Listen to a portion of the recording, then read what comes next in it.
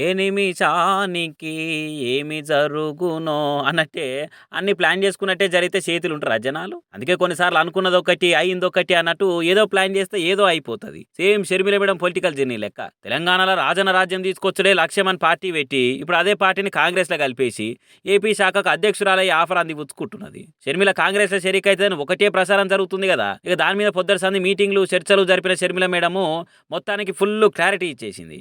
కాంగ్రెస్ పార్టీతో కలిసి పని చేయాలి అని ఇదివరకే నిర్ణయించుకున్నాం. తెలంగాణలో కాంగ్రెస్ పార్టీకి మద్దతు ఇవ్వడం జరిగింది. కనుకనే కాంగ్రెస్ పార్టీ ఈరోజు అధికారంలోకి వచ్చింది. కేసీఆర్ గారి ప్రజా వ్యతిరేక ప్రభుత్వాన్ని దించడంలో వైఎస్ఆర్ తెలంగాణ పార్టీ చాలా పెద్ద పాత్ర పోషించింది.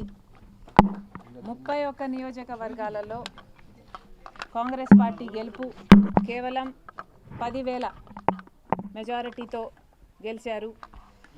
దానికి కారణం మేము పోటీ చేయకపోవడం. వైఎస్ఆర్ తెలంగాణ పార్టీయే పోటీ చేసునుంటే కాంగ్రెస్ పార్టీకి చాలా ఇబ్బంది అయ్యేది. ఈ కృతజ్ఞత భావం కాంగ్రెస్ పార్టీలో కూడా ఉంది. వైఎస్ఆర్ తెలంగాణ పార్టీకి నేను చేసిన త్యాగానికి కాంగ్రెస్ పార్టీ వాళ్ళు విలువనిచ్చి ఈరోజు నన్ను కాంగ్రెస్ పార్టీలోకి ఆహ్వానించడం జరిగింది. కాంగ్రెస్ పార్టీతో కలిసి పని చేయడానికి నాకు కూడా ఏ అభ్యంతరం లేదు. కాంగ్రెస్ పార్టీతో కలిసి పనిచేసేందుకు ఇంతకు ముందే డిసైడ్ అయినాము. అదే లైన్ తెలంగాణలో ఆ పార్టీకి మద్దతు ఇచ్చినాము. కాంగ్రెస్ పార్టీ గెలుస్తందుకు మా వంతు సాయం చేసినాము. కేసీఆర్ ని గద్దె దించుట్లో మా పార్టీది పెద్ద పాత్ర. మేము ఎలక్షన్ కు దూరంగా ఉన్నాం కాబట్టి కాంగ్రెస్ కు మెజార్టీ సీట్లు వచ్చినాయి. ఇది మనసులో పెట్టుకున్న కాంగ్రెస్ హైకమాండ్ మాకు ఒక ఆఫర్ ఇచ్చింది. కాబట్టి మేము కాంగ్రెస్ లో షరీక్ అయితందుకు మాకు ఎటువంటి సమస్య లేదు అని అసలు ముచ్చట చెప్పి అందరినీ కూల్ చేసింది. రేపు ఢిల్లీకి పోయి హైకమాండ్ తో చర్చలు జరిపి మ్యాటర్ మొత్తం సెటిల్ చేస్తుందట. షర్మిల మేడం కొడుకు రాజారెడ్డి పెళ్లి ఉన్నది కదా. ఇక ఆ పనులలో బిజీగా ఉన్న ఆమె ఇలా పెండి పత్రికలు తీసుకుని ఇడుపుల పాయలున్న వైఎస్ఆర్ సమాధి కాడికి పోయి బ్లెస్సింగ్ తీసుకున్నది. అటే ఇంకా విలేకరులు అడిగిన ప్రశ్నలకి పోయి కాంగ్రెస్ కథ అంతా చెప్పేసింది. అయినా మామూలు కష్టమా షర్మిలక్కది? ఇప్పుడు పవర్లున్న కాంగ్రెస్ పార్టీ అప్పుడు ఊపు మీదున్న బీజేపీ కూడా చేయలేని ఆందోళనలు నిరసనలు చేసి ప్రతిరోజు అప్పటి సర్కార్ మీద తిరగబడ్డది.